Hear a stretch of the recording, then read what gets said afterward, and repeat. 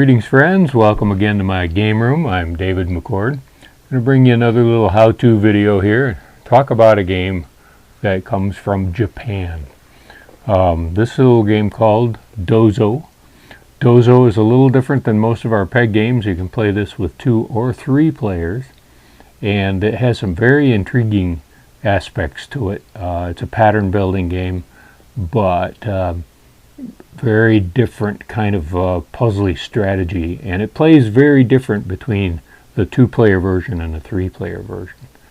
Its origins are one of those that are lost in time. We're not really sure how old of a game it is, what the genealogy of the game is, but the board looks very familiar to a lot of people, but the play is quite different.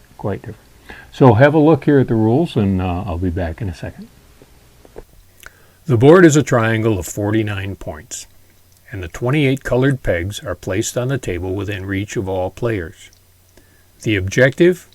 To form an equilateral triangle of any one color of pegs on the board. Any size equilateral triangle in any position or orientation, but all the same color. It can be a tight triangle with no intervening spaces, or a slightly larger arrangement, or even the full extent of the board, corner to corner.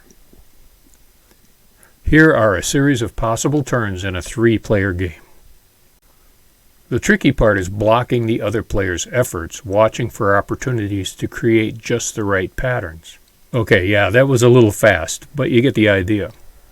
The 2-player game works out very differently, without a 3rd player making changes to the patterns on the board. It seems easy at first until you begin to discover the triangles just a few moves ahead. So a variation on Dozo that I like to play is to eliminate the smallest triangle shape from possibility. Just makes the puzzly aspect of it a little bit more interesting, so that the smallest triangle doesn't count. That way the strategic placement has a whole new kind of a balance to it.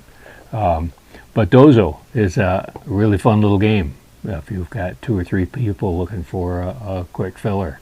Definitely encourage you to check that out, of course, along with all the other games in the Peg Pastime series from NewVenture and Red Hen. Please be sure to share our channel with your friends and subscribe, and keep up with our how-to series here. In future we'll talk about other games besides the Peg Pastime games, but now we're building a library there to support our recent Kickstarter successes, and so we hope you come back to learn more about some of these games. And so, as I always say sometimes, be sure to play every day.